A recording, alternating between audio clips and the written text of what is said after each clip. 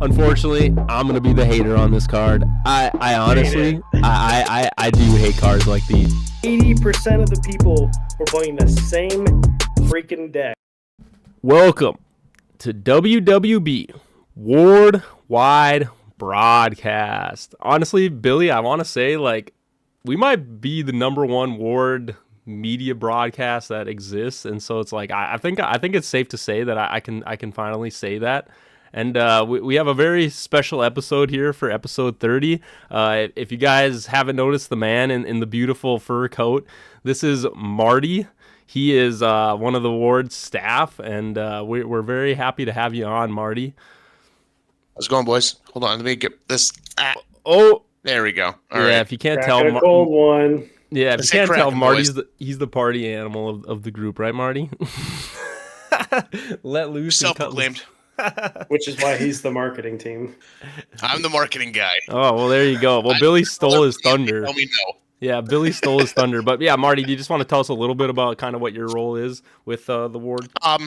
So my main role with Ward, in a nutshell, is to convince Joe and Tom to spend all of their money.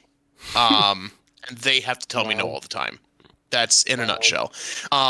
But no, I try and set up, getting how we're going to do sales, where we're going to sell to, reaching out to new stores, trying to kind of get us with more partnerships, and then trying to get, conventions and everything set up and podcasts and all this, that, the other thing. You kind of are like the forward-facing person. Like I said, I think a lot of people from the Discord know you too pretty well. Like you said, you're always in there talking to all the here, find me your guys' local stores and let me reach out to them. So I feel like a lot of people actually probably interact with you the most out of anybody from the Ward staff, and they probably don't even know it.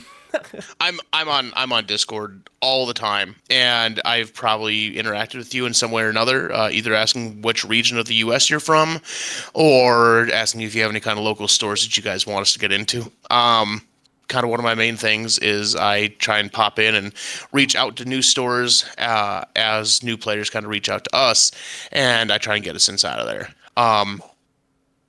Hit or miss a lot of times, but we keep trudging along, and I have the maps in the garage. But I do have a map of the U.S. of all the cities that we're in right now, and we are in most states at this point. For some strange reason, it's like all of the Midwest except Michigan. They're holding out on us. I don't know why. So if you're watching this and you're from Michigan, hit me up. We want to be in your store. I think that's funny. We're all trying to collect the 150, and Marty's over there with the 152 states, the 150 different destinations. Yeah, he's trying to get all the stores and everything. He's like, here we go, we're getting there. All right. Oh crap, Dustin. I think Dustin has 9 foils left. I have over 90 countries left. So I was about to say apparently Michigan's gonna win. Apparently Michigan is your mythic that you're trying to hit, just like everyone wants. Michigan's over there just like, nah, we don't want it. We don't like fun. So since our league is over, Marty, we don't get to self-promote. So instead of self-promote, we're gonna do a little story time with Marty. I ask all the other what's up? Well, I ask all the other members when they come on the podcast, who was, in your opinion, at the start of Ward when you guys were beta testing or just playing at your cabin, who would you say was the best Ward player out of everybody? The best Ward player, I think it was probably John. John just got the cards that he was pulling was crazy. Now before I delve too much into it, now are you talking the original fantasy dungeon battle that Joe had created the very first time? Is that the one you're talking about? Well, I would just say whatever you considered was when Ward finally was birthed. I would probably consider the super generic fantasy dungeon battle like the birth of Ward. And honestly, we've been trying to shake off that old look for a while now. But yeah, John definitely had some crazy decks. I was doing pretty well. I had, granted, yes, at the time we completely IP ripped from everybody. So I had Goku with Kaioken and all this stuff, and I Batman, Superman, because I got Superman tattoo and all that. But I got to do all that. So, But yeah, John by far was just he crushed everybody. If he was able to get Deathwing out, it was just game over. You just kind of gave up. No, it's kind of funny. Talk It's kind about a of funny different you. game. It was kind of funny you brought up the artwork too, Marty, because like I think Mhm. honestly, if there's one thing that I think the consensus is, I think everybody in the Discord, like that's almost one of the like most common like responses to like why did you get into Ward, and they're like, oh, the artwork just grabbed my attention. So I find it interesting that you said it's like, oh, moving from that old artwork to like, the I'm art. talking like the original. So whatever, it's old. So the original cards were basically they were just Yu-Gi-Oh cards. They're just Yu-Gi-Oh cards, and that's what we're continually trying to move away from. That's a I good know that idea. I know that everyone like loves the nostalgic look of like the old Yu-Gi-Oh cards. And it's completely understandable. It's a look that everyone's nostalgic with. It's a look that a lot of people played with. But it's definitely one of those things where we get bombarded a lot of the times, especially at conventions, where it's constantly just over and over and over.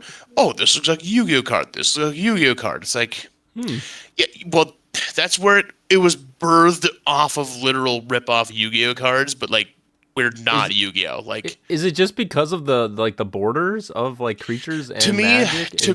to me, I think it is the color ish and that name placard up across the top. Hmm. Like that name placard to me is like the biggest thing that kind of jumps forward with Yu-Gi-Oh. No, Billy, you played Yu-Gi-Oh more, right? Yeah, yeah. I mean, we both did. I was in Okay. Yu-Gi-Oh like in the beginning. Okay. I quit playing essentially when GOAT format was done. Um, but yeah, I mean it's I kind of. just I mean, like the Yu-Gi-Oh cards are green Yeah, I was about to and say, I think the color tan palette. and Sorry, not to cut you off, Billy. I different. think the color palette is like so much different than Yu-Gi-Oh, in my opinion. From like Yu-Gi-Oh cards to this color palette, but maybe I'm a little off. But you can continue, I Billy. think of I think of Yu-Gi-Oh like what the stands out to me with Yu-Gi-Oh is like the stars that they use for like the Mm. hmm level of hmm the monster or whatever. And I don't know.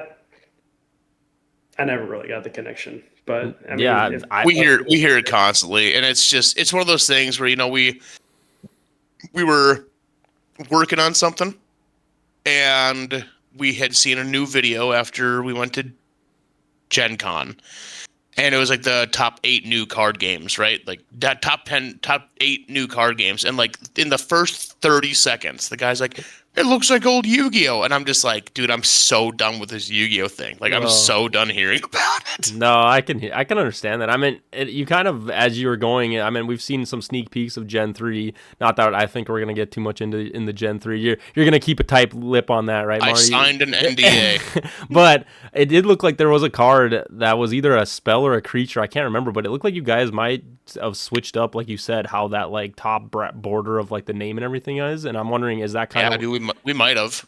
okay? But it's like, is that kind of what you're saying? Is like you want to get away from like you don't want there to ever be that like this is Yeah, Yu-Gi-Oh I or mean, this is it's nice. It's nice keeping roots, right? But it's also nice to not have to be compared to somebody else. makes a lot of sense. Anyway, we'll move forward. I also have another question, Marty.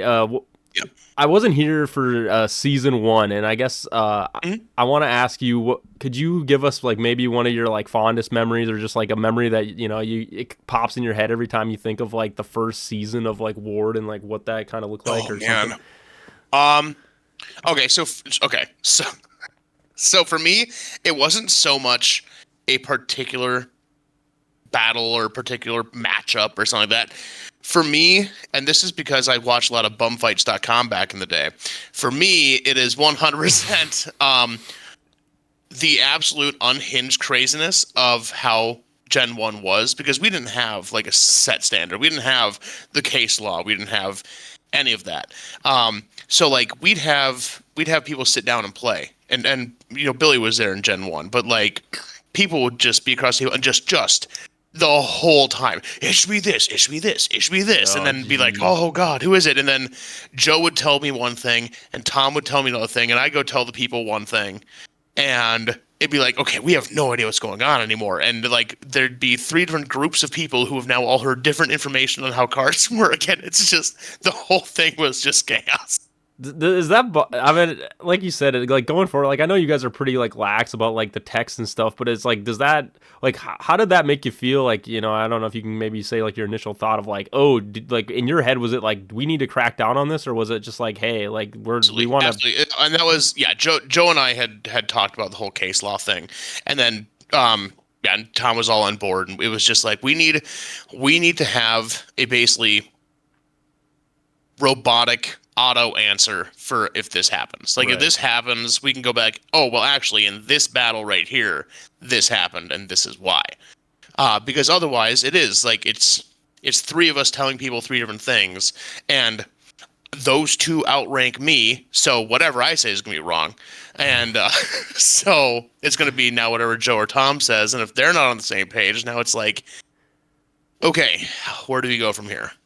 Yeah, I could definitely see it, like you said, at the beginning of a game. It's like that's probably a kind of a stressful point. But like once you start to get like your mechanics down and like those rules for the mechanics, I think that it probably gets a lot easier. And I'm sure like moving through Gen 2 and then into Gen 3, it's like I'm sure you guys are gonna have a way better grasp of like, oh yeah, like these are things we want to make sure we have good rulings for, because players are probably gonna not fully understand those things. Yeah, and that's definitely one of the things that well, you guys will find out here in a couple weeks when we do the Gen 3 150 Club playtest, which, congratulations, Bill, you're actually allowed to go to it.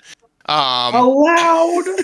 Yeah, Marty's doing a shout out without us even getting there, but yeah, we got the sneak peek. It's been posted in the Discord. I don't know if it's been posted anywhere else, but if you're part of the 150 Club, yeah, it's going to be October 12th. They're going to be doing it at Globe News in yeah, Wisconsin or Superior Duluth area. And so basically anybody who hits the 150 Club, make your way out and you'll get the sneak peek of Gen 3. I guess we should do the shout out. We're a little ways out still, about a month, so still a little ways. But hey, if there's just another reason to get people, hey, go in there, buy it up. Maybe Marty, this is a good time for you to throw your discount in there to talk to people to get their 150. Yes, absolutely. So for all the new players out there, hello, my name is Marty. We have a discount code, Ward20. I don't know, Harry, do some magic on your screen. I'm in this corner up here. Oh, yeah, it'll be all over. There'll be a discount code for Ward20. If you're a new player, you can get 20% off your total order. We are currently out of booster packs because we're selling out too fast and we're amazing. So go ahead and grab some starter packs and hit up your local game stores to buy some more. Starter packs, boss battles, play mats. They got a boss battles with coloring books. Yes, and I want both of you guys to buy a coloring book. Please help me prove Joe wrong. Ooh, okay, yeah, I'll definitely. We'll buy a bunch of coloring books for sure. I'm down. You have the kids, Harry. You should be buying four of them. But again, guys, you gotta. Ward, hold on, where am I here? Hey, Billy, come on now. Ward 20, Ward 20, guys. Again, just like Marty said, go in there and get 20% off on your order. And yeah, like we were talking about, getting to that 150 club as well. Buy those packs. Try to hit those cards that you're looking for. Good time to buy. Everybody loves discounts. I love me a good discount too. But anyway, so you have a quick one before we move on. I just want to jump this in there. So, for anybody watching, who's watching on either because you guys are on Spotify too, right? Yep. Okay. For anybody on Spotify or YouTube, what I have in my hand here is some of our original legacy cards. And I will be picking 10 people out of the comments, and you'll be getting shipped a original legacy card. I think I grabbed each different ones. I got 2 Wings of the Beast in here, but that's a really good one. So I will be giving these guys away throughout the podcast. Make sure to timestamp it. Like, comment, subscribe. Yes. Hold up Wings of the Beast, just because I think that's the legacy art's really, really funny. It's completely different. Get it nice and close, yeah. Dang. I don't think I've ever seen I've never seen that card. No, have you seen so I don't know, we can take a few seconds here. Original Scarecrow. Yep, I think I've seen that one. Too different. The Mythosaurus. Well, some of them don't look too different. I'm trying to find one here that does look like way different. You almost need to see them in person because they look extremely grainy. That Wings of the Beast. I mean, they kind of are grainy in person too. So. Yeah. But hey, this is the original print. 147 packs made. So yeah, so everybody get in the comments and make sure you say something nice about Marty because he's the coolest one. I don't think anyone else brought any cool merch and things to promote and give out to yeah, people. dude. So heck yeah! So definitely I go love down giving in the stuff away. comments. We'll get everybody in there. Me and Billy might be going in there too at some point. Yeah, hey, you know what? Just Hey, kidding. hey, you know, if we only get 8 comments and you guys both comment, that's 10. So Hey, there we go. No, there you Marty, go. I love the promotions and the shout outs with stuff. That's awesome. Hell But yeah. speaking of, we were talking about just the first experience or like a big memory that you had from Gen 1. I mean, you brought up Billy too. I mean, what was I'm kind of curious, what was your first interaction with Billy, if you don't mind maybe To be talking totally honest, I don't remember. Oh, Don't remember. hear that, Billy? I remember I'd seen Billy at tournaments and Unforgettable. stuff, but like here's the thing: he wasn't a problem child. Really? Like, I would have for, thought like, Billy was the me? rule. Isn't Billy's the no. rules guy that just harasses No, every? no, Billy was the rules guy in a good way. That we had other ones. I'm not going to get into it, but win a tournament, then you can talk to me. Just gonna. There it is. Billy, then Marty doesn't have- remember what. Yeah, what's Billy? What was your memory of? Billy Marty? I have a first memory of Marty because he Oh may boy. remember from Okay. No, I don't know. My first tournament I went to. I had 2 Blade in the Darks and I wanted a third one for a playset. And I was like, gosh, I was like looking around like, God, someone trade me a Blade in the Dark, and no one was like, I don't have it. And someone was like, Marty probably has a bunch. You can ask him. I'm like, oh, okay. I go to Marty. I'm like, hey man, I told you got Blade of Dark, and he was like, yeah, I got. Oh yeah, I'll trade it. I was like, what do you want? I got lots of cards. What do you want? And he's like, you got some dice? And I was like, yeah, I think I have some dice. So I pulled out. I was like, I got like these red dice. He was like, I'll take those. So he traded some math rocks for a Blade in the Dark. And I was like, that's great. I couldn't get it. So yeah, That sounds like me. I like weird trades. That's awesome. good trade. I just like knowing that deep down Billy's always just been the negate guy. Even back in Gen 1, he was just always needing his full play set of his negates to. No, Billy, were you in on Legacy, or were you more like a Gen 1 first edition? I was first edition only. Okay. Yeah. See I'm curious about hearing the story of how fast Billy got 3 silence from our scroll of silences, because I'm sure that was also one of his I need a scroll of silence. He just manifested them. You know that gif of the that was me with scroll silence. No, it was my first foil playset is scroll silence. Nice. Oh, that's awesome. Anyway, yeah, no, I think it's just fun, to kind of hear about, a lot of the people are newer to the Discord and just in general watching this. So it's like, to hear these stories of like what it was like before, like at some point I really like documenting the history. I want to get like a good like span of the history of Ward. So it's like hearing all these, stories of Gen 1 and stuff when I wasn't around. It's like, it always just kind of is exciting to be like, oh yeah, this is what Ward kind of looked like at the beginning or like at this point. And I think that it's always really cool to cover that. Ward in the beginning was mayhem, and I was all for it.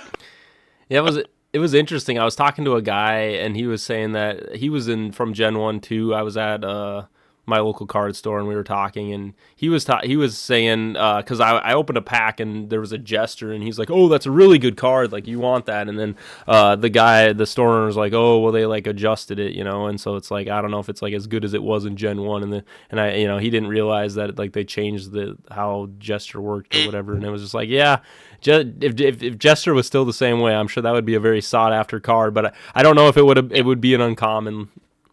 Yeah, well, see, I don't know. So as we build each generation, it's like we try and look back and like, okay, what was the worst parts about the previous generations?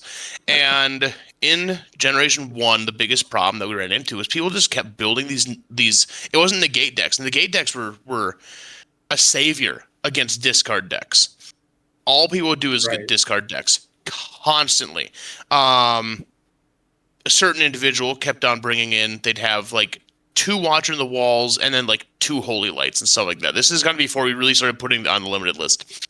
And I'll never forget, because he had battled Jesse, and it was I think it was the last match of the season.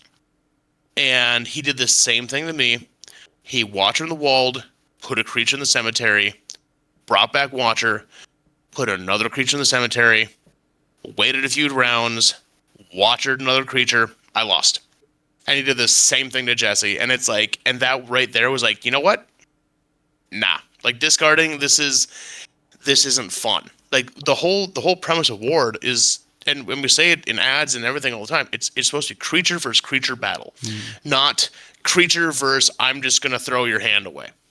No, exactly. I There's find no it. battle in that. I find it funny now. Everyone is, or I should say, Billy is my biggest opponent to Elkanost. But I really do think it's like, would you rather have discard or Elkanost? And it's like, come on, Billy, you got to agree. Maybe as much as you. Alkanost, what Alkanost is not how it was supposed to be. We forgot a line on the text. It's going to be fixed. What's the line, Marty? No. Don't worry about it. Marty, don't tell me that. Marty just It's drops a bomb on me. It is falling in line with how all other What are you clapping about, God. Billy? What do you call it? Oh my God! Limited summons is going to fall in line with how limited summons, and we're making all limited summons fall in line with how limited summons run. Oh, all right, So- Marty, you're getting my raw opinion. So so the judgment from the last episode where you'd use Necro and Judgment, Necro is the anchor to whatever card goes out. Your primary creature is going to be the first one that leaves, therefore breaking the anchor, and your card that you have coming back out would go back to the cemetery. Wow. Don't they go back at the same time though? Yep. Nope. Because That's what he the just primary leaves first, said. breaking the anchor. Marty, you're killing us. You're killing, or maybe not Billy, but you're killing me, man. I'm sorry. These are my raw feelings. I love unique Hey, summon. you know what? Hey, Harry. My shoulder's real soft right now. You can cry on it as long as you want. I love the fact that there's unique summoning mechanics, and I understand for rule There is necessity. unique summoning mechanics on Squire. Yeah, I understand. I understand, but I'm just saying that it's like It's a magic card. I'm fine. I understand these rules that are in place that are like the generic like limited summoning rules, but I really do think that like there's a lot of space to work with like limited summons to be like reaching out of like, oh, we could have these little interactions. Maybe not to the extent of Elkanost. I totally understand. I'm not saying Alkanost was never meant to be like that because we never play tested like that. We completely broke it because we omitted one single line that was supposed to fit on there, and we forgot to put it on, and that is how the chaos began. To be fair, I don't think it's broke. I don't think it's broken, but I honestly, I don't think Alkanost is that broken. Being Thank you. the creator of Alkanost, I don't think it's that broken. Like Tommy and I sat down, we're like, okay, what's the most hated card? Or like, what's the most unused card? It's like Harpy. So I did a little bit of lore research and I looked up, came up with Alkanost. And an Alkanost is an enlightened version of a Harpy because a Harpy is a fallen angel and an Alkanost is a Harpy attempting to regain the light. Yep, ascend. So it's like, okay, so what if we have it like use the other Harpies and blah, blah, blah, blah, blah. And we made the card and it just kind of, we should have put it in there. And we would have skipped over all this insanity, but one of those things, like I was telling Billy, a lot of things in my life I just enjoy doing because it brings me joy or I find it entertaining, and I push to just hey, you know what? Maybe we should just let it ride. I just want to see what happens, just because the insanity is fun, and we'll fix it when we need to fix it. No, I like it a lot. So I just want to make sure we get this clear for like the ruling's sake. So with Elkanost, if you send the main Elkanost, I'm just gonna throw out there, whatever I say, Joe and Tom are gonna say it's wrong. Do you really want me to even say anything?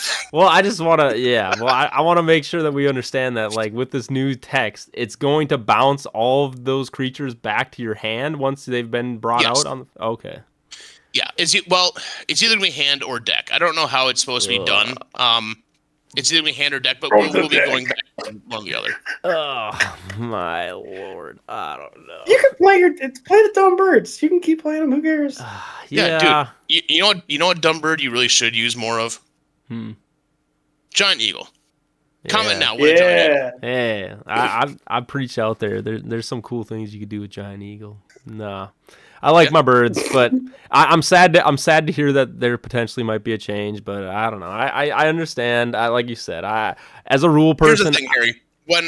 By the time the change happens, Gen 3 is going to be coming out, and you will find a new favorite card. I promise you. Oh, 100%. I mean, before Elkanos exists, it wasn't. Yeah, I had no problem enjoying. Like I said, you find your things. I really did like pushing Elkanos to its limits, and like you said, it was fun to be like, you definitely push it to limits. Yeah, but I mean, you know what I mean? That's like, it's kind of like the fun thing of finding those cards where it's like, oh yeah, like what would be like the best case scenario? And like, obviously, you know, I went through a ton of variations. Like for the longest time in my head, I was like, oh, only one Harpy, 3 Elkanos. But then you find out that like a 4/4 isn't really always that great, and like having that extra just modifier hit with another Harpy. But again, there are things that can happen like in that deck, like opening up with a Harpy 2 in your hand is like pretty detrimental. That can like really like slow your stuff down. So it's like, I don't know, like you said, is it super busted? I don't think so. I think there is still a lot of things that can like mess up that deck. And my original variation, kind of a lot when we were doing play testing, I built the Birds and the Bees deck, which was Hive Lord, 2 Black Jackets, 1 Super Hornet, and then it was 2 Elkanos, 3 Harpies, and 8,000 HP. Yeah, I was about to say, it was. See, that's so okay. So I listened to you guys' podcast quite a bit, and I always laugh when they're like, "Oh, but there's so much HP." I'm like, dude, I don't care about HP. I do my dot deck. I have like 3 Grizzly Bears, 2 Krakens, a Basilisk, Allosaurus, and it is the most fun deck I ever play with. I HP out the window. Don't care. I'm here to have fun, man. nah, for sure. But 15 creatures, hell yeah. Well, it's funny you bring that Split up. 30. I mean, it's magic. I mean, oops, all swamp dragons.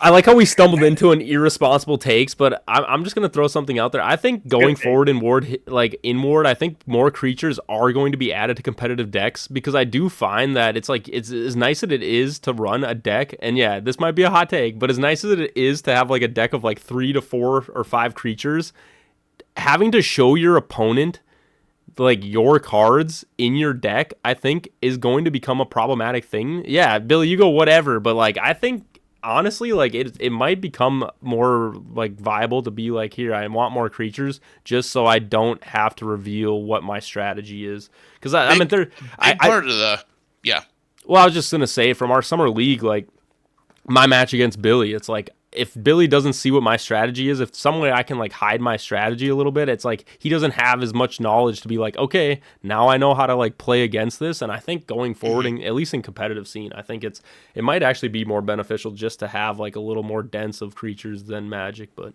I'm sure Billy, like I said, kind of a hot take, and Billy will probably say no, because then they're useless cards in your deck and whatever. But yeah, that's correct. You know what? You play with as many dead cards as you want. I'm fine with that. You play with as many dead cards? Yeah, I like that. I'm just saying, I think it's a little underrated about just showing your opponent I mean, not in a lot of card games do you have to like constantly show your hand to your opponent and what is in your deck. So it's like, I don't know. I think just going forward, it's like sometimes just making sure you're not showing what you have in your hand is, you know, pretty impactful. So.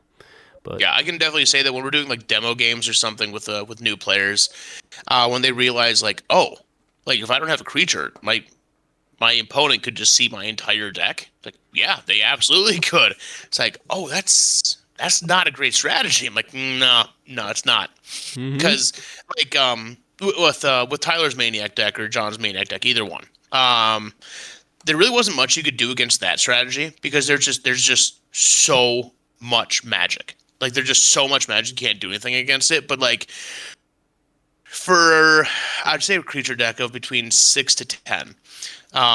If you're not drawing those cards, that means you only have, like, another, 20 cards to play with. And if your opponent knows, okay, I need to be watching out for, oh, there's a mysterious door. I need to be able to watch out for that. Oh, there's, he's got Silence of the Scroll. I got to be able to play out my Time Melt. Right. All that. Yeah, absolutely. I think you bring up a good point about Maniac, but I do think Maniac 2 like didn't like, as Billy brought up in a older podcast, it was like, oh, like Maniac hasn't really seen like Gen 1 and Gen 2, and I think like, yeah, as much as Tyler's like Maniac and John's Maniac were oppressive, it's like it was just Gen 2 only, where you didn't have all these other very flexible cards that I think are in Gen 1. So it's like I do think that like Maniac in itself like potentially is like in a way different state if we like throw all of the cards of Ward now into the game than when it was like actually like I at the don't think top. I don't think it would have been near as oppressive as it was if it ever got to see the Gen 1 Gen 2 mix. No, 100%. It wouldn't have been. I remember the first time I seen Gen 1 cards, because like, yeah, like we got in at Gen 2 and it was just Gen 2 only, and like once you're like, that's a card like in Ward. Like it's kind of funny, like you guys come from like Gen 1. For us, like looking back into being like the difference between Gen 1 and Gen 2, it was just like these cards are insane in Gen 1 compared to Gen 2. But like, when Gen 3 cards come out, I'm sure anyone who hasn't ever seen, excuse me, Gen 1 or 2, they're gonna be so like, wait, what? Oh, 100%. What can you do? That's a combo? No, for sure. But like, I don't know. Like I said, going forward, I do think that, yeah, creatures might become a little more impactful than at least where I think like the community's like mind is at least for competitive scene of just like I said, sometimes hiding your strategy, I think, is definitely going to become very impactful, because then people just don't know what you have or know how to play against or see what you're going to be doing. So without breaking anything, I believe. Hey, break away. Anybody who's getting into Ward, make sure that you start getting your Gen 1 and Gen 2 cards, because we have made a vow that all generations are going to be mixable. And if anyone has played Generation 2, you'll see there's a lot of Gen 1 cards you need. Just saying. Yeah. A shout out to maybe some interplay with gens for maybe Gen 3, maybe? I don't know, maybe? I just feel he's not saying anything. He's non-disclosing nothing. I feel bad for Marty though. It's like, all right, now you guys are gonna have to balance the game around every card. I don't know. I think that's a lot of work. 300 cards, dude. We're not talking about 20,000 cards. We're fine. At the moment, we will one day, but by that time, hopefully I'll have like a squad to take care of that. Be like, hey guys, I just did a whole bunch of cocaine. I just got done working with Keltec. Here you go. Just play test these for the next 40 hours straight. Yeah, we'll see what happens. Why not? Okay. Yeah. No, that's fair. Unleash the insanity. My thoughts on that, man. You're throwing it all at us. Yeah, like I said, I think it's a good way to have Ward, try to have all the cards available. I do think these earlier gens are probably going to get filtered out a little bit. Like there will be a generation. I signed an NDA. There will be a generation at some point when we will have to, just for manufacturing's sake, stop manufacturing the older generations. We will make sure they have comebacks. Do not worry. We're not Magic. If you want to play, you will get to play. But at some point, for manufacturing's sake, it's not like, like you're saying. By the time we have like Gen 10, we can't be filling assembly lines of 10 full generations of 150 cards each. The cost would be astronomical. Well, and that's the thing too. You're talking to two Yu-Gi-Oh players, and like I totally get it. And like as long as it's like alternate artworks and things like for like the collectible side, it's like I totally like I think that is like the best route to go with it. As long, like you said, as long as it's handled in a spot where it's not just an abundance. Because like one thing I think me and Billy brought up the the secondhand market with Yu-Gi-Oh, and it's just like they have so many cards that are at like 4 different kinds of like versions of that card and thing that it just like inflates it so much. And I don't think you guys would ever do that, but in my head it's like, you guys are interested in alt art? I mean, I would be. I think it just having just like different versions of those cards. Like, I mean, you have a whole like lore to the game with like the the comic and everything, and it's just like, why wouldn't you have like this is what this card looks like, now at this point, or like this is what's going on. I think that'd be really cool with like the new generations that come out or whatever. It's like just kind of like it kind of cements like different time periods of the different cards. I would really appreciate that. I guess get Billy's take on it. I'm not sure how he feels about the alternate artwork, but. Oh, I like alt arts just fine. My comment was all cards should be playable because I bought them and they're cards from War. Yeah, So I'd like to play with the cards that I bought. Exactly. That's one of the things I consistently hear from Magic players that like, whoa, I bought this set, but I can't use it in like this tournament format anymore. And I spent the Lord of the Rings one, right? How many people spend how many thousands and $1,000 and the Magic's like, but SpongeBob, and then it's gone. So it's like, oh, okay, cool. I'm so glad that I spent my money on that. Yeah. I bought one pack of Magic cards in my life. It was the Fallout. It had the Liberty Prime on there. So yeah. Boop. Nice. And had Liberty Prime on there, and I bought it, and it now sits on the shelf, and that's it. Mm-hmm. No, well, you said it. You just can't keep up with how much stuff is coming out. I do like that take. What was your initial reaction? I don't think I've asked anybody this, but like, what made you guys want to make like starter packs and not just boosters? Because I know in a lot of other trading card games, it is just boost. Like they only have like one version of the packs. Like, what was the? We wanted to be a one-stop shop.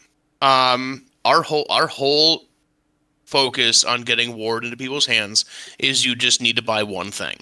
That's why we went with a 6-sided die. That's why we went with a simple math system that you can use on a calculator. Like, granted, yes, sure, everybody uses Life Tap. We do have an app coming out soon. But another plug. And hey, dude. Shameless self-promoter. I don't care. No, you're good. So the app coming out. What else? Out of Discords for it. Where was I going with this? Oh man, you had an app coming out. You had What else is coming out? One-stop shop. One-stop shop. Yeah, sorry, man. Yeah. So one-stop shop. That's why we, the 6-sided die. Everyone has 6-sided die at home. And if you don't, Grandma does, and she hasn't played Farkle in 5 years. So, just go rate it. We wanted everything to be, standard playing card size. So everybody who already has trading cards, you can just, boom, you can use your sleeves that you already have. You don't need to go buy anything new. You don't need to buy any new tokens or trinkets or anything. Everything is self-contained within that one box. And you can buy the one starter pack, and you can go home, and you can play. No. And that is the beauty and simplicity that we wanted to try and go for, is that you don't need to buy a bunch of stuff. You don't need to buy the playmat. You don't need to buy tokens or counters. You don't need to have anything like that. You can just buy the pack, rip it, play. No, I really do like that. And like back to like, I mean, we could kind of tie it into that alternate artwork and things like that. It's like hearing what your guys' like vision is of like, we want this to be, like you said, just like, use one-time things and not have to be a bunch of other things. It's like, that is kind of reassuring as it even like with those alternate artworks or whatever you guys plan to do. It's like, that will be nice knowing that it's like, hey, we still want to make sure that it's like, we don't have this being like too ridiculous where you have to like have all these different cards and all these different artworks. It's like, I'm sure, like you said, you guys will also keep it like very just like, here, there's a couple versions, there's a couple things, and try to keep it as simplistic as possible. So there's one thing that I consistently tell people when they ask about like, oh, well, but when inflation was happening, why did you guys lower prices? Or why is it you guys don't, bump the price up here? Why don't you try and do more here? Or the card sleeves, for example. We can get the players custom card sleeves. The only problem right now is that they would be set at a price point that we don't feel comfortable with having players pay. The problem being, we know that some players would pay it. Now, what I love to tell people, and this is just me personally though, yes, I am a filthy capitalist, but I'm not greedy. Like, I understand morals and ethics. I'm not here to like try and get so far ahead that I don't know what to do with my money anymore. Like, I want to invest. I want to get 80 acres and drop a trailer into it. Like, that's what I want. But I want to make sure that this game can get in everyone's hands and everybody has fun playing it. And that is why it is that we do what we do. And that's why, we're very focused on being 100% USA made. We're not hit by any tariffs. We're not hit by anything.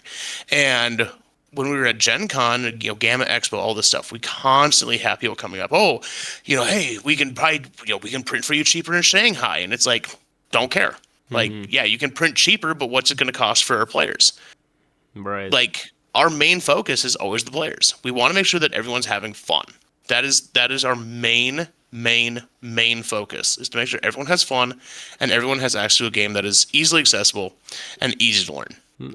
Yeah, and well, that was the thing too with like, in our last episode we talked about the secondhand market and all these things, and I think a big topic that got brought up at that point was like having these starter decks where someone can pay basically like $20-$25 to play have the full like access to playing the game of Ward. I think is like pretty reasonable when you look around. Like you were saying, it's like no other card game allows you to just have that like instant like one purchase, I'm ready to play. It's almost like buying a board game, or in that sense of like, oh yeah, now I can just play the game once I get this deck. And so it's like I really do appreciate that you guys have that as kind of like one of your packs and one of your things. And I honestly think a lot of other games might replicate that idea, just because like you said, it's just the simplicity. It's like, oh yeah, all I need is this. I don't need to do a bunch of research and figure out how to make sure I have the right deck size and all these things. And so I grew up with an N64. I bought my cartridge once. I didn't have to buy DLC. I didn't have to wait for new downloads.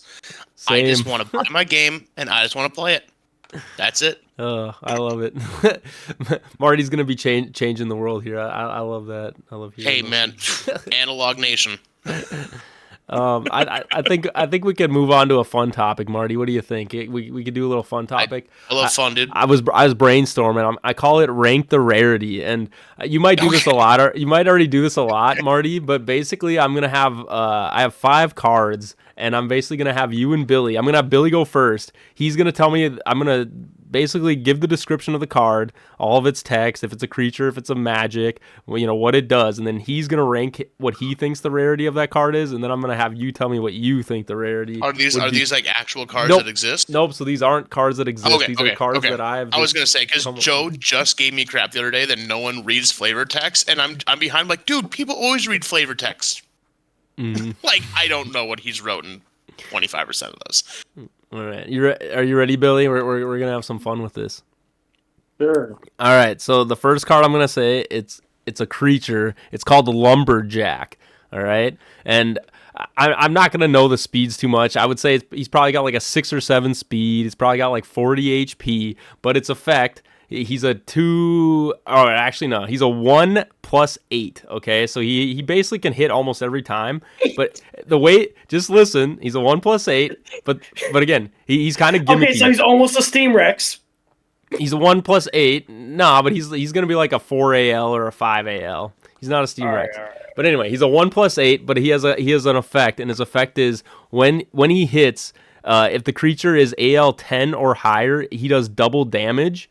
But after he does damage, then he also takes double damage back. All right. Do you hear what I'm saying? So do you get what I'm saying? Yeah. So basically, he's kind of like a Steam Rex. Yeah, he's kind of like a creature that hits big creatures hard, but he also becomes very vulnerable because it's tiring being a lumberjack. You might do a lot of damage to a tree, but you're pretty fatigued afterwards. So you're a little easier to hit and do more damage to. What rarity would you put lumberjack as? I would give Lumberjack an uncommon. Uncommon? Okay. Why uncommon? Card. Because a card that is very close to it, Corn Creeper, is also an uncommon. It does a gigantic kick and then he dies. The kick here is Lumberjack just kills himself. It's like, so yeah. That's my take. That's fair. I think he'd work a little better with like protection ability, right? It's like if you can just keep like ghost forms or like things on him, it's like he could just keep every turn he's doing, where a Corn Creeper is a one hit. But yeah, I see where you're coming from. But anyway, uncommon. All right, let Marty. What rarity would what was the top stats again?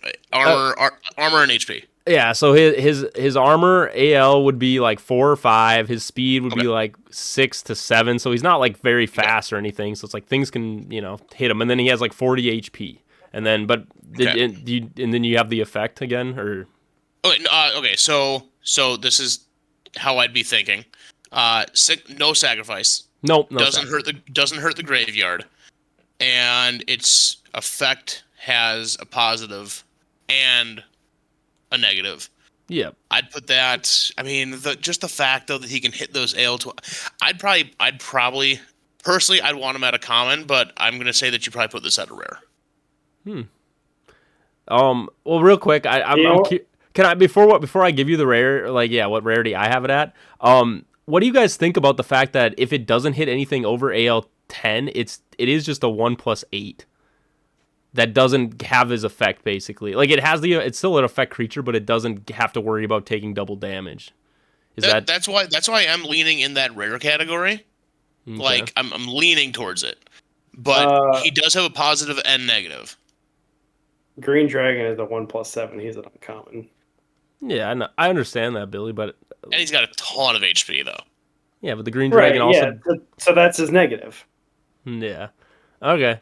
Yeah. So I actually put this guy at an epic level. I don't know. Is epic? So it sounds like you guys think I'm a little too high with it, but I do think when anything that has double damage already built into the card, I mean, there are a lot of creatures at the rare level that do have double damage, and I'm kind of curious. This was also a talking point of like, Marty, how do you feel about like the double damage creatures and like where they should sit like in Ward?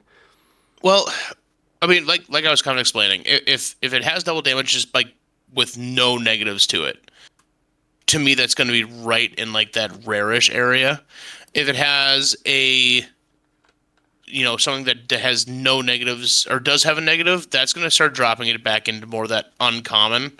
But that's when you're looking at your HP and everything like that, and how much is going to affect your cemetery. That's when you're going to kind of go back up. So I can get where you're coming from going on that epic level. Is like, yeah, he could come out, last quite a while. If he isn't battling anybody who's 10, 11, 12, he could probably last a while. And probably do a hell of a lot of damage. But you got that negative inside of there, so. That's fair. What do you think, Billy? Yeah, just my thought. What, it's like the multipliers or the card? Yeah, specific? more just about the multiplier. Like I said, how do you guys feel about that multiplying damage that is in Ward, and like, how do you feel like it should fall in like the ranking of like how strong those cards are? Honestly, I think Marty kind of hit it right. Like, if it's a multiplier, but doesn't have that much of a negative, like, yeah, it's probably a rare. If it has a multiplier and it's like all upside beyond belief, assassin, like, that's a legendary. But I don't think there's any epic cards that do 2x damage. So,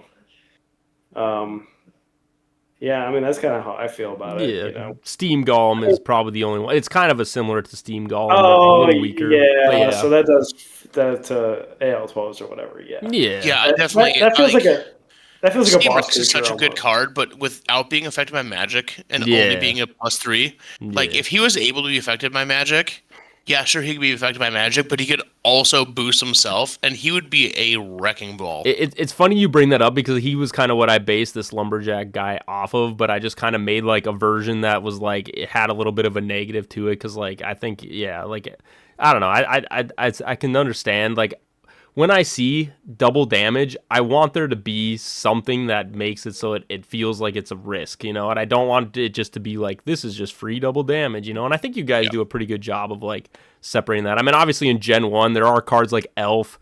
I'm thinking a lot of the like common cards that even have like some of that like multiplicative damage, but obviously it's like based around just like certain like, requirements, but and I think Elf is one of the only ones currently that like plays on how a creature itself is.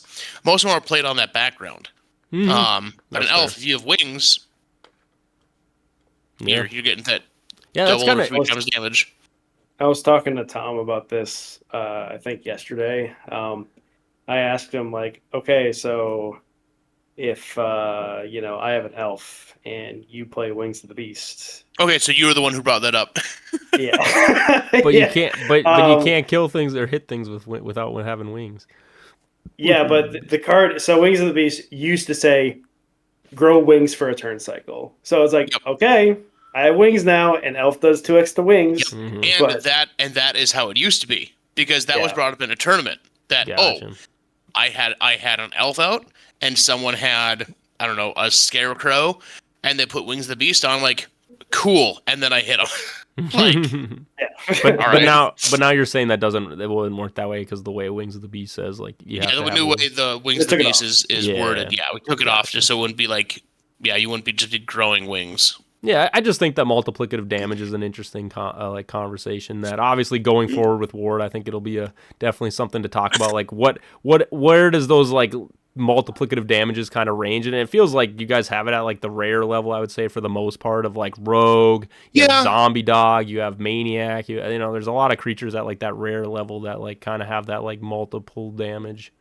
But also, rarity does not equal good. You know, there That's fair. are That's fair. god cards in the rare category and Garbo Yeah, cards in the legendary you have card. Glarb. That's fair. Glarb! Wait, that's a god card. Heck yeah. All right. Anyway, we're gonna move forward. All right, I have another creature, and so this one is called the Puritan, and so the Puritan is a sack. It's an AL8, okay, and its stats are not very good. I would say that its speed is probably like 4 or 5 again, but it does have 80 HP, and this card cannot be burned, cannot be stunned, cannot be basically is immune to all effects. Not you can still negate its damage and stuff, so it's not like totally like a steam creature, and it's a 3+2. Okay, but that's kind of how he works. He's the Puritan. What do you guys what would you rate that card at? So essentially, he's immune to dot damage. Is basically what you're saying. Or Dot and stun, He's- but I think So he could. he's immune to damage outside of battle.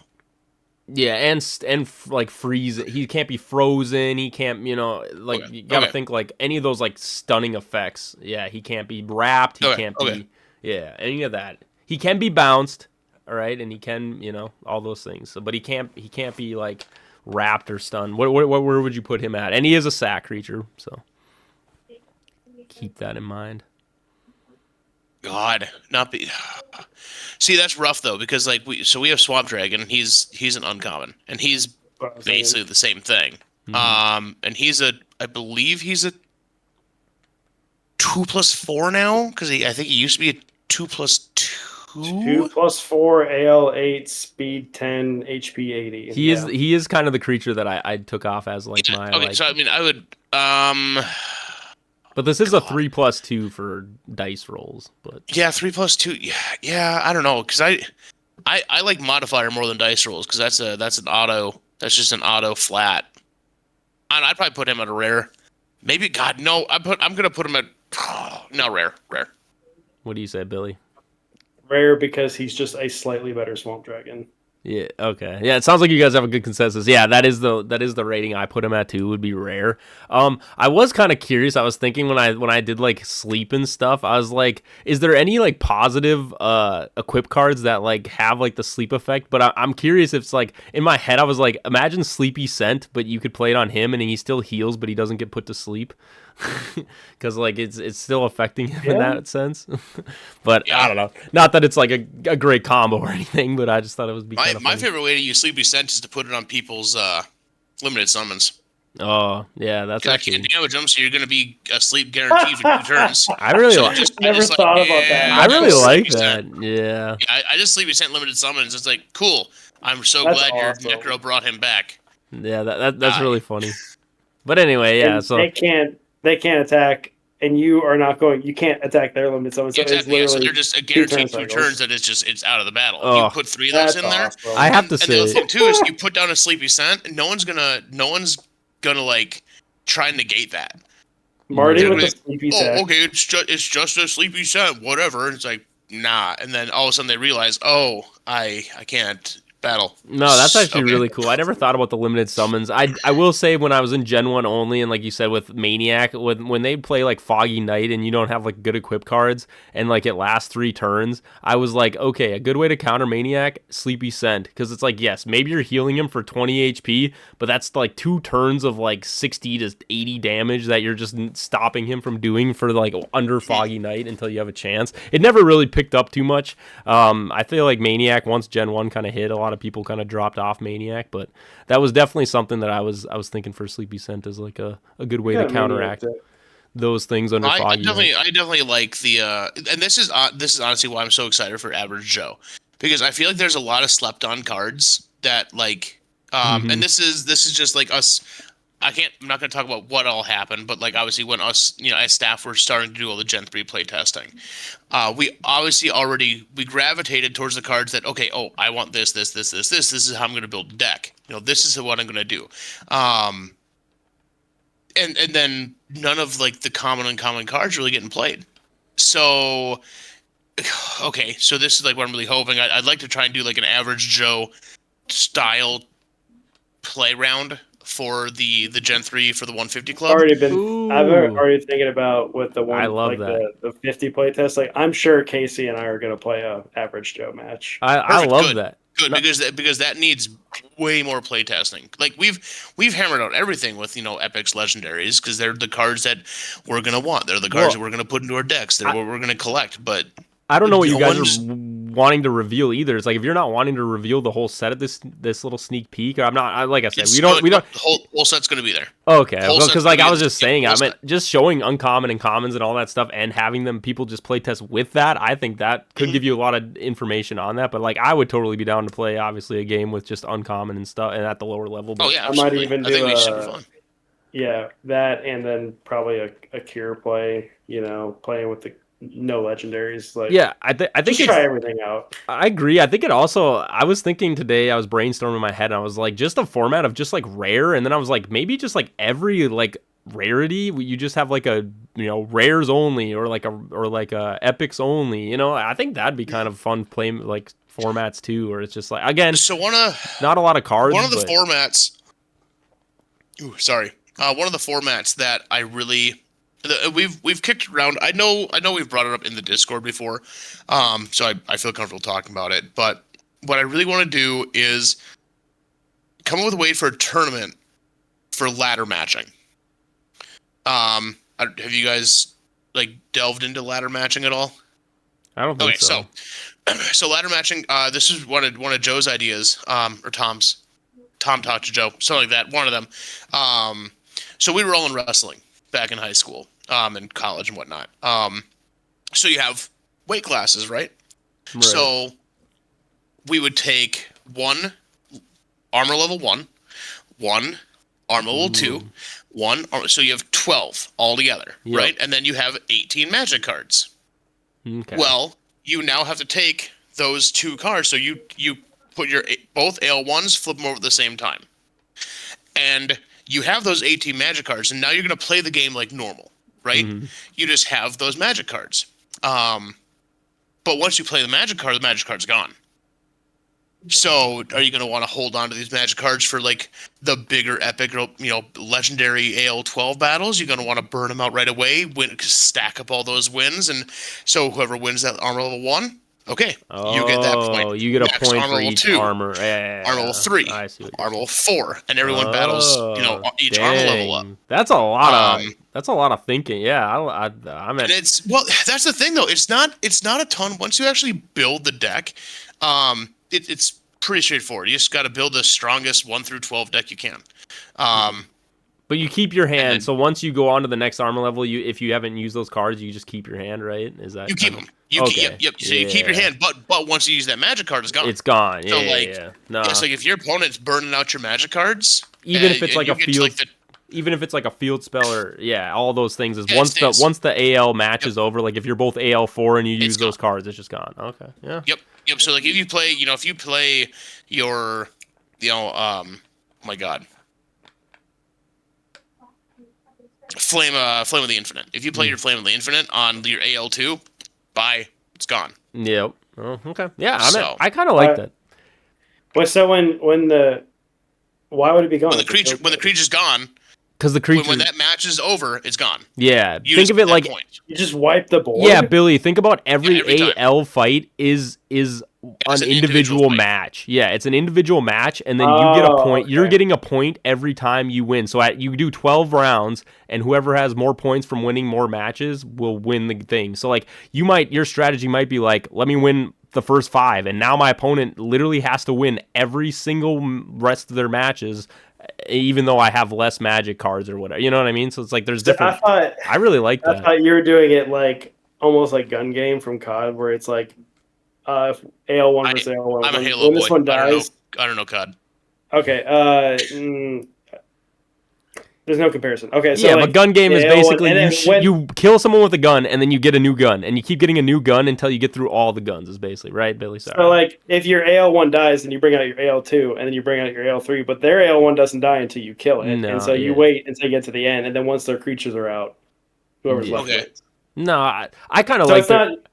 I mean, it's definitely a way you could play it. I mean, I like more. I like the wipe. I mean, I don't know. Maybe Billy's just saying because like wiping out your board, but like I kind of like the fact that it's like, okay, I won with my AL1, and then it's like I won with my AL2, and then it's like now it's like every match is just like its own individual like little battle, and then like you said, whoever has more points, like 12 at the end. I think that is kind of fun. That would be kind of a cool whatever. Like you said, you're kind of just brainstorming it. Obviously, you'd have to figure it all out, but I think that's honestly that's a really cool idea. I really like that with the whole AL system. We want people to be able to buy the cards that they already have and like just play in different styles. And 100%. But like not just play as like, oh yeah, this is still basically the exact same game. Just like, oh, with more cards, or with like, oh, I have one guy doing all the stuff. Like we're trying to come up with ways people can play different variations of different games with the cards they already have. Because they've bought them. They're their cards. Right. We want to continually come up with new ways you guys can play with them. No, I love that a lot. Moving forward, though, we're going to get back into our rarity. Sorry, I got 5 cards to get through. I don't want to be taking up too much time. But, all right, my next card is called Spark of Life. And so this card is a magic card. And what it does is you deal 15 damage, and it can be to either your creature or the opponent's creature. But then after 2 turn cycles, you heal for double its damage. So you would heal for 30 technically is like, so you do it's 15 burn, but then you would heal for 30 HP after. Whichever creature takes that 15? Yep, whatever creature takes the 15 damage would heal after 2 turn cycles to 30. That'd be a hell of a gamble on your opponent, though. You could burn him to that 15 and just hope that you could take him out in like 2 more turn cycles. Mm-hmm. What do you think? What rarity? I'm gonna say uncommon. I'm gonna say uncommon because that seems like a pretty big gamble. Can you say the effect one more time? Yep. Like I kind of you say the whole thing. I need to like. Yeah, no, you're good. Yeah. So Spark of Life, and so basically when you play this card, you get to pick either creature, and basically you do 15 damage to that creature immediately, and then after 2 turn cycles, it'll heal that creature for 30 HP. So it'll heal it double what the damage you did to it. Okay, so it's a single use, but it stays on the field for 2 turn cycles. Mm-hmm. So your opponent has. You could just wipe it out immediately, because you could burn and then kill it. I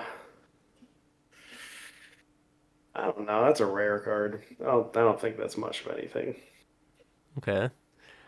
I'm curious, Billy. If I bring up a card, I really want to hear what your thoughts are on Bioregen plus this card. I think that is where this card would be kind of insane. Because think about it. So you Bioregen, if you hit your creature, depending on their HP, then you Bioregen, so you heal. And then if you take any more damage, you're still going to get healed again for 30. Yeah, that's fine. It's a rare card. Okay, that's fair. I'm still saying uncommon. Yeah, it is in the rare category, and again, it kind of follows the thought of like Sleepy Scent. Again, is where I like took inspiration Same from. Card, yeah. But I was curious, what do you guys think about that Bioregen combo with that card? I think it would be a pretty fun card to have as an offensive, deals with Scarlet, Assassins, all these silly 10 HP creatures, and also could have some fun little interactions. one of the things people don't realize too is that like Ignite, Ignitus, and Ignitema, I'm pretty sure none of those cards say you have to damage your opponent. Nope. Yeah, I don't think so. Yeah. My very first Gen 2 deck was burning myself and then putting bioregens on him. Pretty funny. Yeah, but like, I don't know. I just love like it. I love it. I like cards with like dual, they have dual like use. There's more use for it, and like obviously, like you said, it's not just a card that you're just gonna play instantly on your opponent because it's just like, okay, if I for some reason don't hit him in 2 turns, I'm just healing him for more value than I got out of my card. So it's like, I don't know. I kind of like that thought and idea. All right, we got another spell. This one is called Backup. Okay. And so it's a pretty simple thing, but basically it's kind of like Vampire Lord's effect, but you just get to do it as a spell. So at any point you just get to heal your creature. You put one of your creatures in the cemetery and then heal your creature for double their HP. Is this a field or an equip card? This would just be a normal spell card. Use. Yeah. Okay. God. I mean, Vampire Lord by himself is... If you take away Vampire Lord's ability, I probably wouldn't put him much past, like, the rare area. With his ability, though, making him that legendary, like, it's insane. So I'd have to say this is going to be a legendary card. No way. Because Vampire Lord can do it over and over and over again. I'm sorry. Okay, so this is a single use card. Yep, single use magic card. Oh, but it can rare. be used. But it can be used on any creature in the game. Yeah. Yeah, rare. Sorry. Yeah, I thought you meant that. I thought you'd said this was like an equip card. I'm not Tommy. You can agree with me. No, but I don't know if it's a rare or an epic.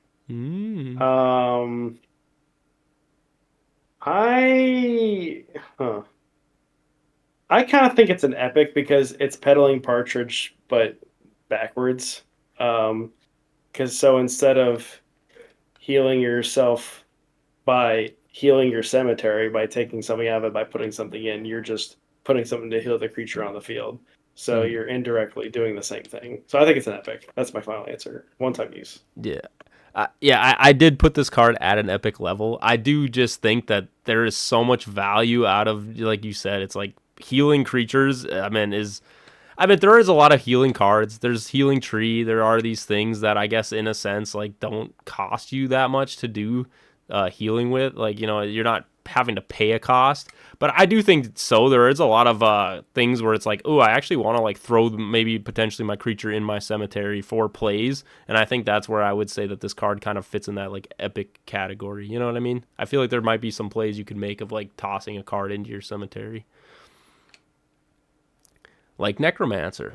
Tossing a card, you play Necromancer first, and then he's almost dead, and then you can toss something into your cemetery if he's like your opening creature. I don't know. Like I said, they're supposed to have a little bit of fun with the cards, and maybe I need to post some of my card ideas in the card ideas. I always feel like I'm like a brain farty kind of guy, and I don't. But so far, I think we've been having. What did you guys say? Are these kind of some hits? Do you think these would be some cool cards to have in Ward? I can definitely see these in there. Yeah. All right. We're on to the last one. I called this card a Black Phillip. So I don't know if you guys have ever seen the movie. Do you have a friend named Philip? No. And is he black? No, but there's a movie called it's 2 V's, but it's supposed to say Wit. It's like Witch that someone came out with, and basically there's this very iconic meme dude named Black Phillip. It's like a goat that ends up being like this like demonic like goat thing, and he's called Black Phillip. I don't know if you've heard of this. Have you heard of this? I've heard of this. Anyway, so you guys know how much I love Sack Goat. So Black Phillip is a creature, but he basically is like Stone Golem, so it's more like a spell creature. I don't know what that category is. Marty, do you call those cards like spell creatures, or what do you call that? Like, is it just a spell, like Stone Golem? Oh, yeah, like, I don't know, not really. We don't really have like a, I guess, term for them. Yeah, I want to call them like creature spells or something because like they create creatures. But anyway, so you play it on your opponent, and what Black Phillip does is it has like basically think of like Sack Goat stats. So it's like a 1/1 and then a fit with 50 HP, but they have to sack. They can only sack to get rid of him. They can't kill him. Like any of that, you can't bounce him. And so basically if you sack with him, with an AL-12, then it doesn't put any HP in your cemetery. But if you sack him with anything less, it will put the the 50 HP from his like stats into the cemetery. So think of him like a stone golem, but he can't be. You can't just kill it, and you can't bounce it either. And so they basically have to sack or they have to sit on him. So he's kind of like a. You get what I'm saying? So he can So die what by happened? battle. He can die by battle too. It can Okay. die by battle. Oh, okay. Okay. And then it would be 50 HP in your cemetery. Sorry, I guess I didn't realize that would be a. What do you think? And he'd be a magic card that becomes A summon. basically 50 HP. Okay. Yep. And instead of bouncing their creature back to their hand, they get shuffled into their deck. So it's kind of like Wrath of the Old Ones. Well, so like Stone Golem, because. Or is that what Stone Golem does? Is he shuffle them back into the deck? Okay, then just like Stone Golem. Sorry, I don't use Stone Golem all that much, but all right. I used to. I don't really much anymore. That's That's a tough one, man, because like there's a lot of. I'm gonna say epic. I'm just gonna say epic. Okay.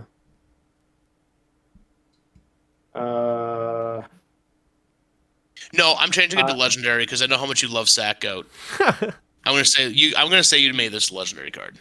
This is what I wish. This is what I wish Sack Goat was.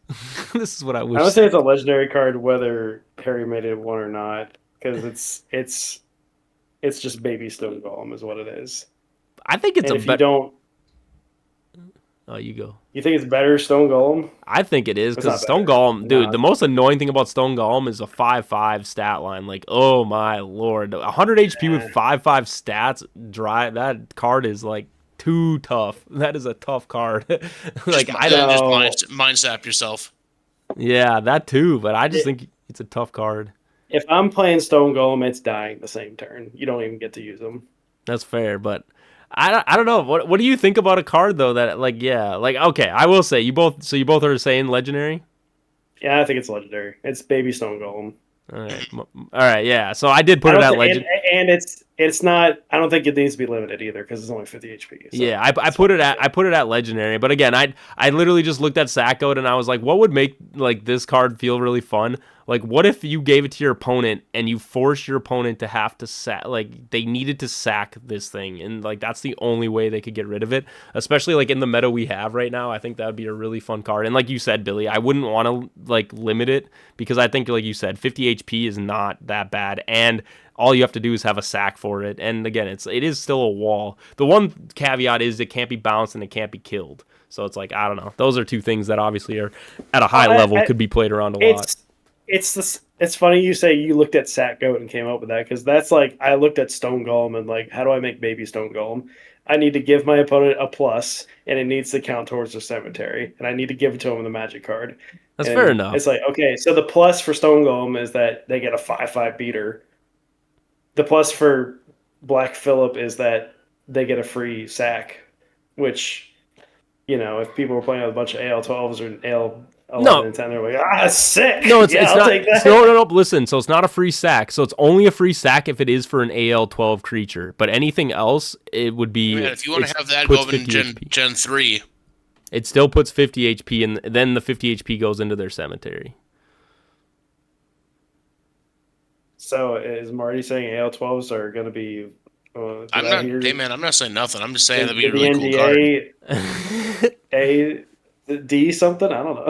That'd be a pretty cool card, man. All I'm saying is I took cool I took my Sack Goat. I made a cooler goat, Black Phillip. He's a beast, and basically, yeah, I wanted it to be a thing that affects your opponent, like Stone Golem, because I also think Stone Golem in itself is not really the greatest card. So I guess right. I did kind of I did meld them together. Awesome. Well, it is limited so too. You didn't play Stone Golem. You didn't play Stone Golem first edition. Yeah, that's fair. We're monster. If you could have 3 of them, yeah, but that's why I wanted to make like a smaller version that you could have 3 of that card and make that like more of a play style, and I thought that would be really fun. So anyway. Harry, the worst thing about first edition Stone Golem was that if your opponent somehow got your hand size to 0, which by the way, there was discard cards. if they got your hand size to 0, you just don't get a hand for the rest of the game.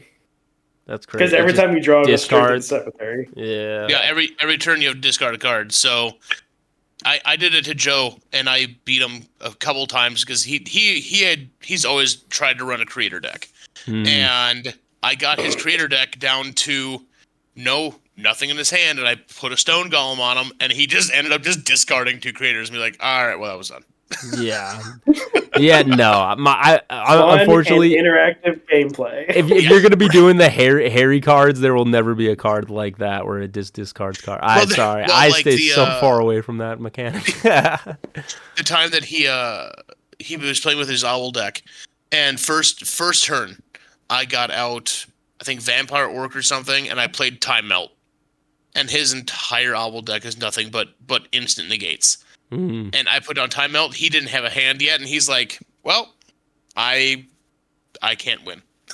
Like, I don't have nothing I have in here is going to destroy that card, and I can play 0 magic." Hey, that's how you know Gen 2 was a success, right? If it was meant to counter Gen 1, I think it did a pretty good job. Oh yeah. That's called a skill issue, buddy. Get good. But anyway, there we go. Rank the rarities. I thought that was a fun segment. I like that. Yeah, I thought that would be a good one. Especially now, what I expect when I watch this tomorrow, I want artwork, and I want these full cards done. Yeah, right up there. All right, yeah. Let me be up all night. I'll don't worry. I'll get this thing all freed up. I'll do all that, and then I'll forget to put the Ward 20 discount. Even though I'm shouting out again, it's about to be blown up all over my screen. Ward 20, guys. If you want to get that discount, and like you said, go order those cards. Go get your Gen 150. Get to the 150 Club sneak peek on October 12th. Ta-da. And all right. Billy had mentioned before too, just quick, if you do not have your 150 yet and you're looking for just a few cards here and there, check out thecuriouscrowcompany.com. Right, Billy? Curious Crow Company? He plods, yep. Okay.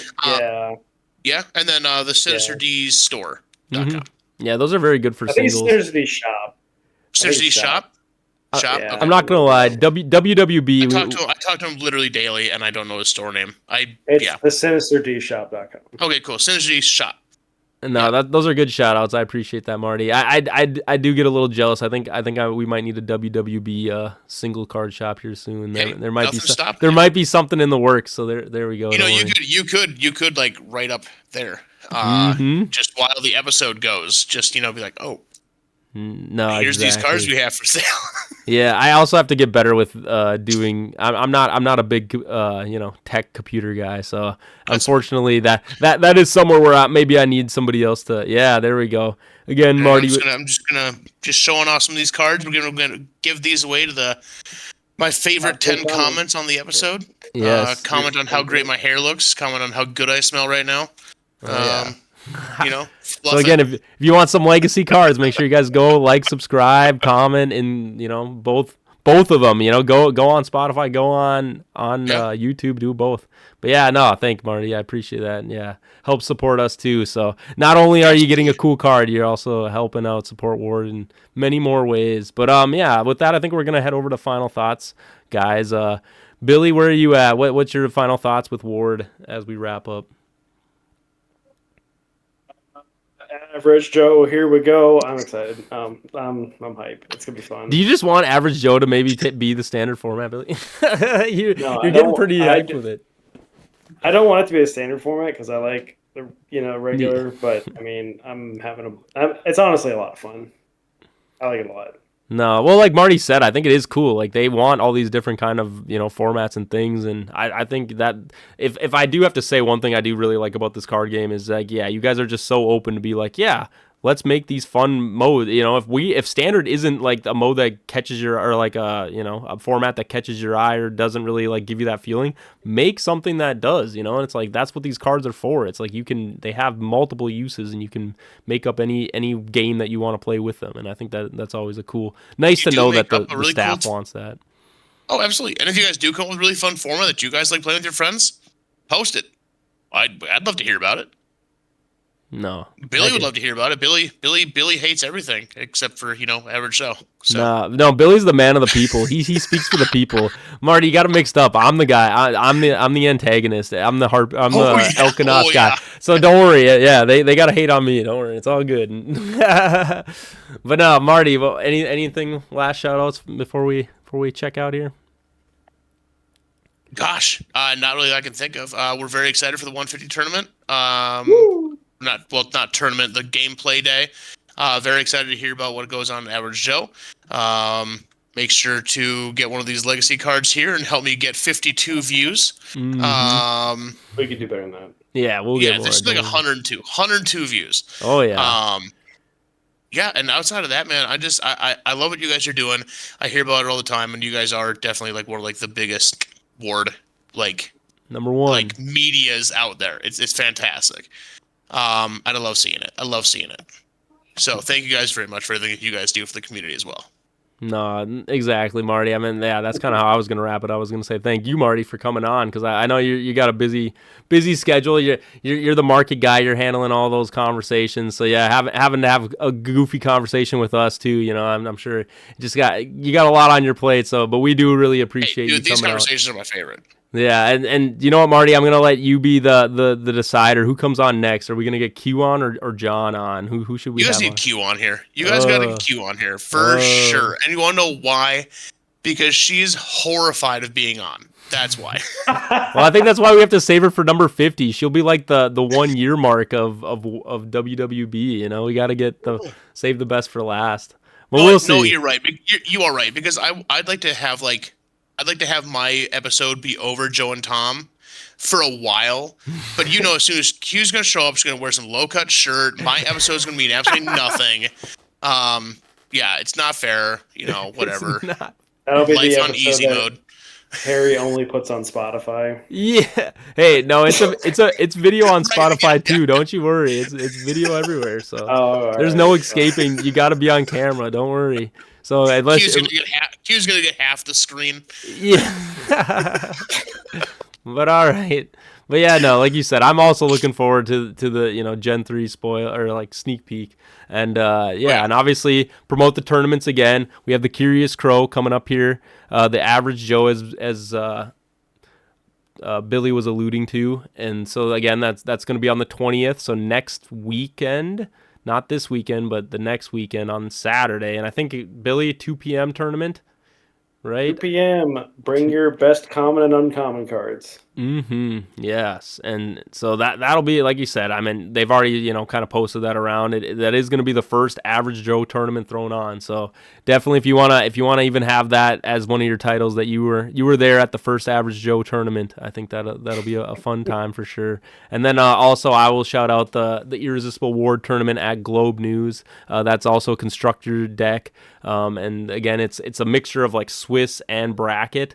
But another, official tournament. Same with, I'm assuming, that Average Joe tournament is also official. So both of those, get your rankings up if you're close to the area, near the area, or if you even want to make a long drive.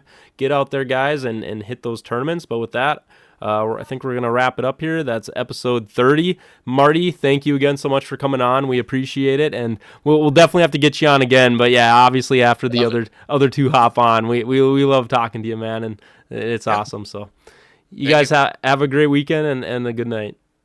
You too. Take care. Peace.